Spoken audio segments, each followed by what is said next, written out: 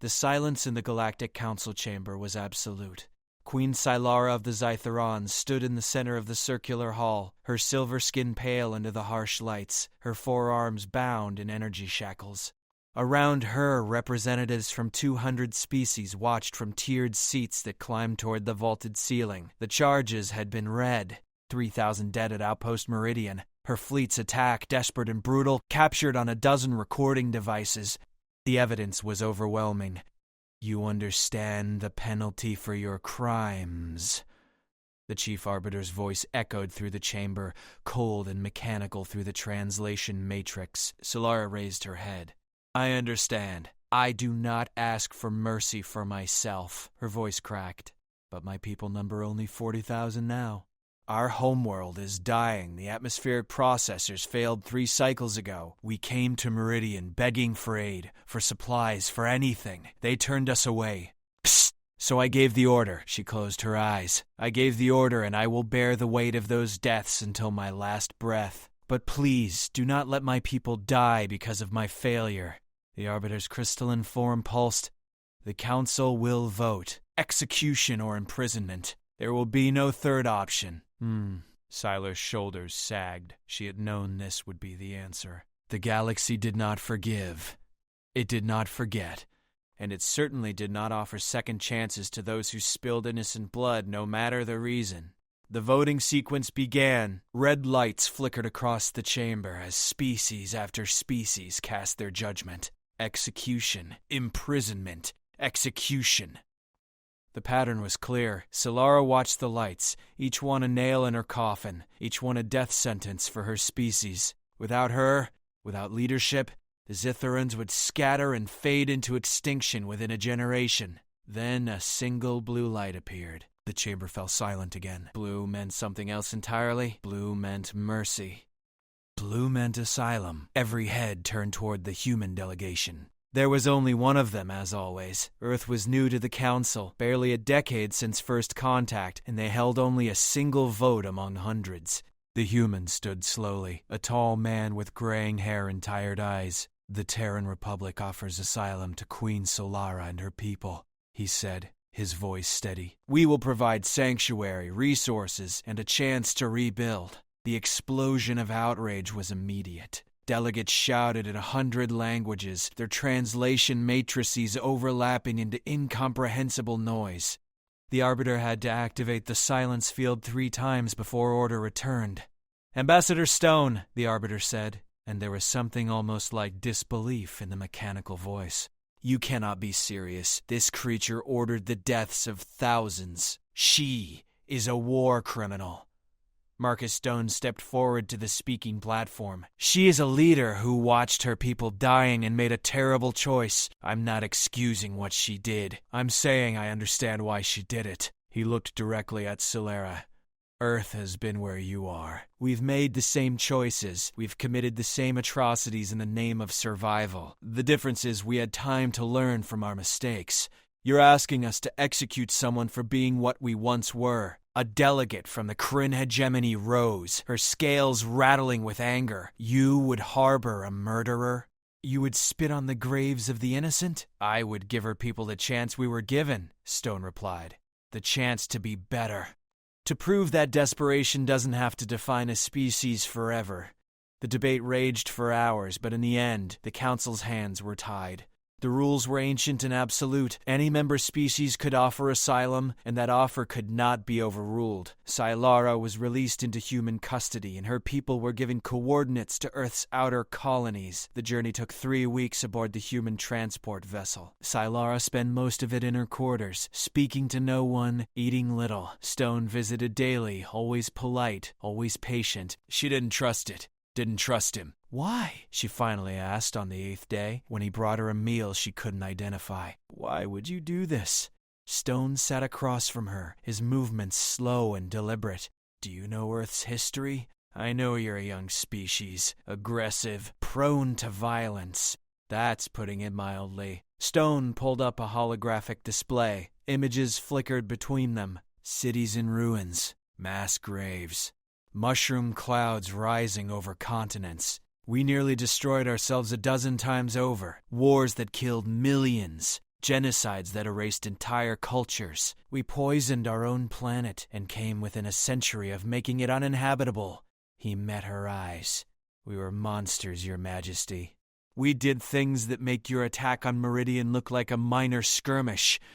Sylar stared at the images, her stomach's churning. Then how are you here? How did you survive? We made a choice, the same choice I'm asking you to make. Stone closed the display.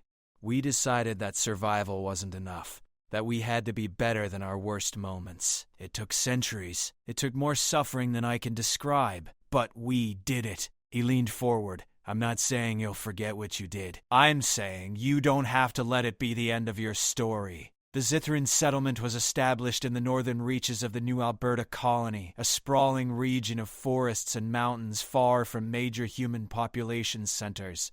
The 40,000 refugees arrived in waves, exhausted and frightened, carrying everything they had left in salvaged ships and cargo containers. The backlash was immediate. Protests erupted in human cities across a dozen worlds. How dare Earth harbor war criminals? How dare they endanger human lives for aliens who had proven their capacity for violence? Stone's government faced calls for his resignation daily, but Stone had made a promise, and he intended to keep it. He worked alongside Solara and her engineers, helping them adapt Zytharan atmospheric technology for peaceful applications. The breakthroughs came quickly. Within months, they had developed terraforming techniques that could restore dying worlds in a fraction of the usual time. Solara threw herself into the work with desperate intensity, as if every innovation could somehow balance the scales of her guilt. Then came the attack. Stone was inspecting the settlement's new medical facility when the first explosion tore through the eastern residential sector. Human extremists, armed with military-grade weapons, had breached the perimeter. Stone ran toward the chaos without thinking, his security team shouting for him to fall back. He found Solara trying to evacuate a nursery, her forearms cradling Zytharan children as debris rained around her. A second explosion rocked the building. Stone saw the structural beam falling, saw Solara frozen beneath it, and he moved. The impact crushed his left side. He felt ribs crack, felt something tear inside him. But Sylar and the children were clear, scrambling through the smoke toward safety. Stone woke 3 days later in a hospital bed.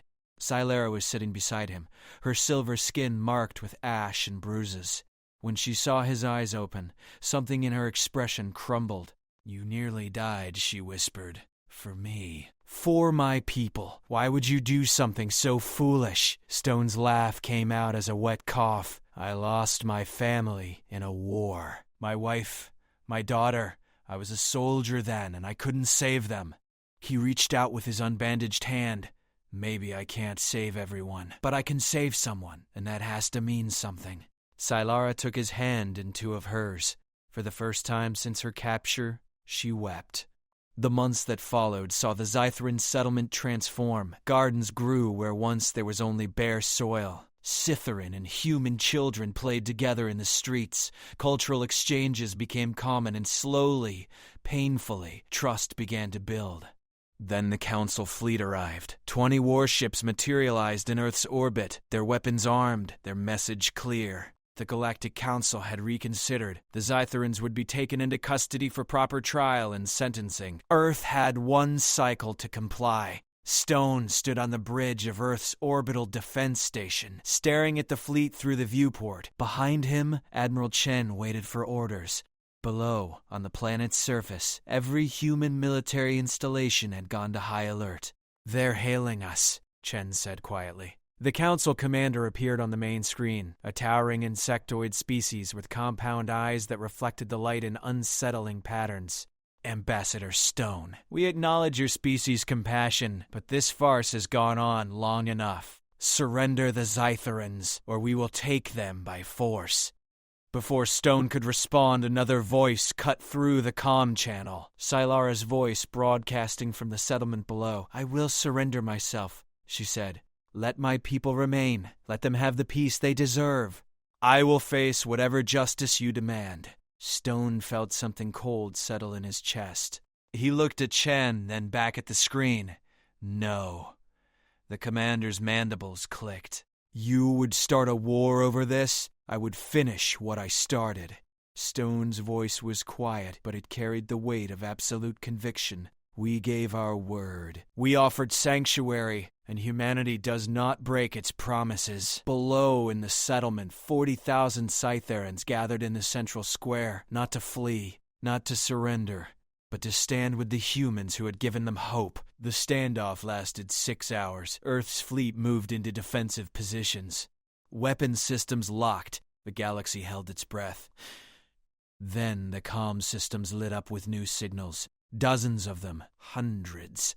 Ships from species the Council had never heard of, broadcasting messages to Earth. Refugees, outcasts, the desperate and the damned all asking the same question. Could humanity offer them what it had offered the Zytharans? Could they have a second chance too? The Council commander stared at the flood of transmissions, compound eyes wide with something that might have been understanding. Slowly, very slowly, the fleet powered down its weapons. Perhaps, the commander said quietly, the galaxy needs to learn what humanity already knows. The warships withdrew. The Zytharans remained. And across the stars the word spread. Earth was the place where the fallen could rise again, where mistakes did not have to mean the end, where even those who had lost everything could find a path forward. Stone stood in the settlement square that evening, watching Zytharan and human families share a meal under alien stars. Solara approached, her posture straighter than he had ever seen it, her eyes clear. "You changed everything," she said. Stone shook his head. "We just reminded the galaxy what it had forgotten, that mercy isn't weakness, that redemption is possible, that everyone deserves a second chance." He smiled. "You did the hard part. You chose to be better." Above them, new ships were already arriving, carrying the hopeful and the broken, all seeking the same thing humanity had offered the Zytharans. It would not be easy. There would be setbacks and failures and moments of doubt, but for the first time in galactic history, the answer to desperation was not judgment. It was open hands and open hearts, and the simple revolutionary belief that no one was beyond saving. Humanity had spoken, and the galaxy would never be the same.